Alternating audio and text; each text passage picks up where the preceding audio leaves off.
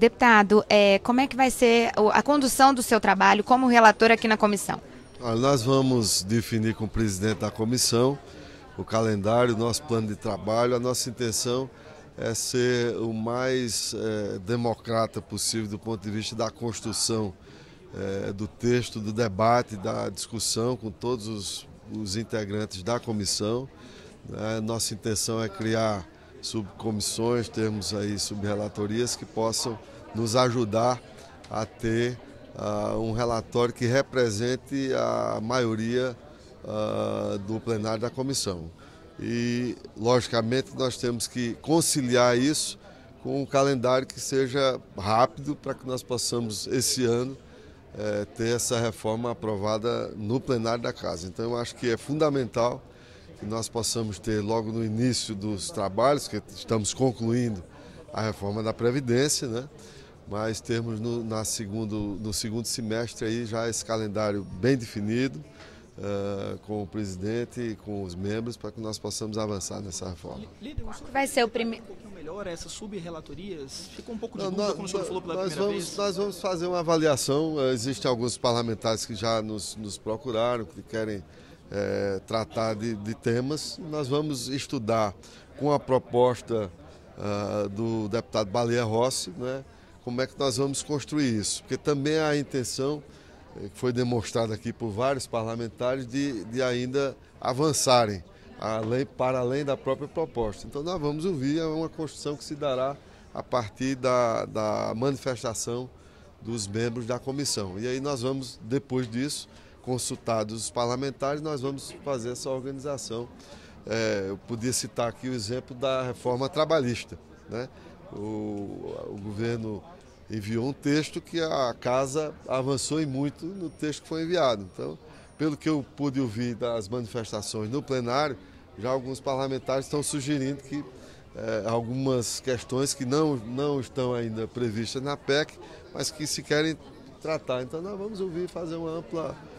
Vamos ser democrata para construir um plano de trabalho que possa contemplar isso tudo. O senhor está falando de desoneração do consumo? Não, desoneração não. Tem coisa que não é constitucional. Então, você, por exemplo, você falou aqui em desoneração de folha, não é uma matéria constitucional.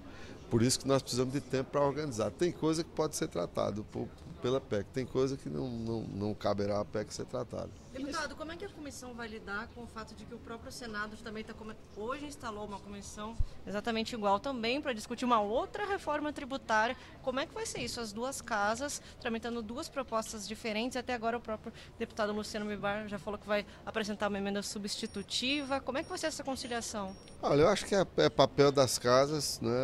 É legítimo ao Senado também fazer essa avaliação, não vejo problema nenhum. Acho que cada casa cumpre o seu papel, nós vamos cumprir o nosso papel aqui. E eu quero destacar também a boa relação entre os dois presidentes da casa, o presidente Rodrigo Maia e o senador Davi Alcolumbre. Então eu acho que isso, nós podemos fazer a nossa construção lá e o Senado fazer a deles, e nós vamos nos encontrar num bom termo. Como é que vai ser? Nós vamos afunilar, eu acho que esse tema é um tema que será afunilado.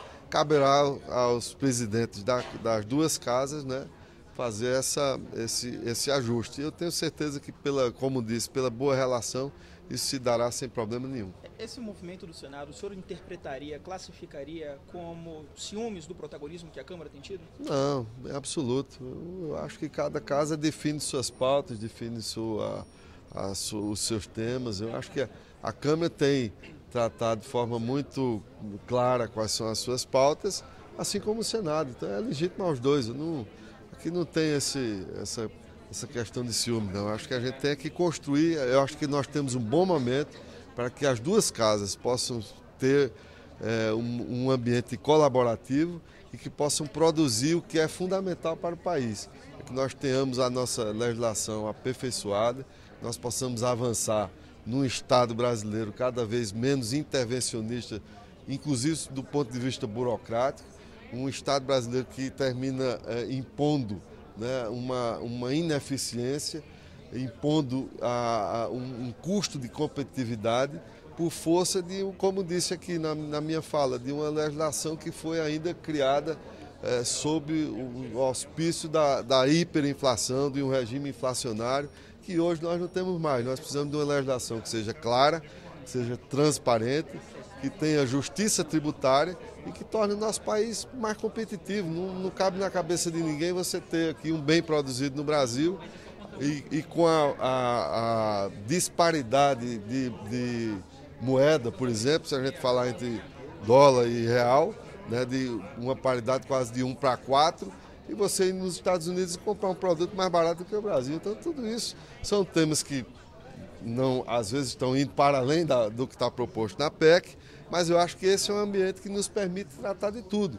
E aquilo que não for possível ser tratado por PEC, que a própria comissão possa também ajudar encaminhando nas demais propostas legislativas. Deputado, qual vai ser a diferença? O que pode esperar, de fato, é redução tributária. Dá para dizer isso? Eu acho que o primeiro instante, o que está proposto na PEC, o ponto central é a simplificação tributária, né?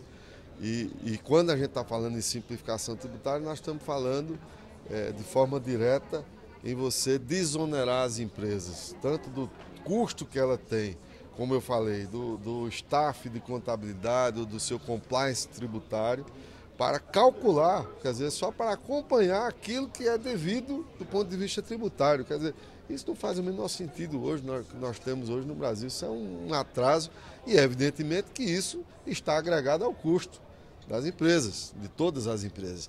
No momento em que você, através da simplificação, resolve esse problema, você está dando mais competitividade, proporcionando que nós tenhamos um preço mais reduzido, porque aí você vai ter a disputa entre as empresas e você está facilitando também esse período de tempo, como aqui foi falado. Nós temos mais de 2.000 horas, enquanto países da própria América Latina tem um número que chega a 10% disso. Então, é preciso a gente fazer uma oportunidade de aprofundar esse debate para que a gente possa caminhar. Para a pessoa física. Como estou dizendo, isso vai se refletir em preço, nós vamos ter de forma clara e transparente quanto o cidadão está pagando de imposto, que isso não é claro hoje para a população. Você paga um produto sem saber ali quanto tem embutido de imposto. Na hora que a gente define isso de forma clara no consumo, o destaque desse imposto, você vai saber que eu estou um produto de R$100, eu vou estar pagando X reais de imposto. E qual é uma das grandes insatisfações do cidadão hoje? Pagar muito imposto e não ter retorno. O Estado não entregar. Então, vai ficar também mais claro para que o cidadão possa exercer o seu direito de cobrar aquilo. Olha, eu estou pagando muito caro para não ter isso aqui. Mas não se espere revisão de alíquota de imposto aqui. Não, essa é uma discussão. Essa é uma discussão ampla. Eu não sei o que é que vai produzir a discussão aqui na comissão, não posso antever. Com relação à última comissão, né, que já teve, a última comissão especial também, tratando da reforma tributária, o que a gente pode esperar de diferente, né, nessa comissão atual? Eu acho que tudo, primeiro, há uma consciência de todos no sentido de concluir o trabalho e aprovar na casa. Esse é o desafio que para mim está muito claro. Nós tivemos aqui várias reformas que não chegaram a termo.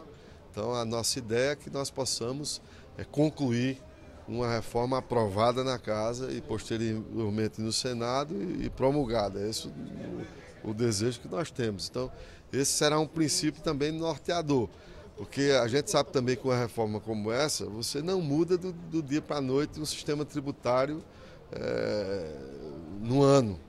Nós vamos precisar aqui, tem temas que você vai precisar ter transição, você vai mexer com muita coisa, né? Então, é preciso serenidade, tranquilidade, mas também que nós possamos ter num relatório o máximo de convergência possível para que nós tenhamos de fato uma reforma que se aprove e que seja execuível rapidamente, para que nós possamos, a partir daí, ir avançando e modernizando cada vez mais o nosso sistema tributário. Você defende que essa proposta ela inclua os tributos federais, estaduais e municipais, as três instâncias? Eu, por enquanto, não estou defendendo nada. Eu vou ouvir, que é o papel do relator, ouvir todos os parlamentares. Nós vamos, a partir daí, montar um plano de trabalho e a partir desse plano de trabalho nós temos com clareza os caminhos que nós vamos tomar no relatório a partir do texto proposto pelo deputado Baleia Rossi e a contribuição de todos os parlamentares que já se dispuseram a contribuir na melhoria desse relatório. Líder, uma última dúvida, por gentileza, sem querer fazer um exercício de futurologia, mas o senhor Eu não acredita sou que dá para... futurólogo. Exatamente, Não mas sou. o senhor acredita que dá para apresentar o seu relatório quando? Nós vamos combinar, o presidente da comissão, o deputado Hildo Rocha, quem vai definir, nós vamos, lógico, sentar juntos para apresentar de forma, vamos sugerir ao presidente o nosso plano de trabalho e depois submeter à própria comissão e a partir daí se trabalhar. Então eu não queria que, até porque nós estamos finalizando ainda uma reforma da Previdência que não está concluída, então seria muito prematuro fazer aqui qualquer tipo de prognóstico. Vamos ouvir o nosso presidente.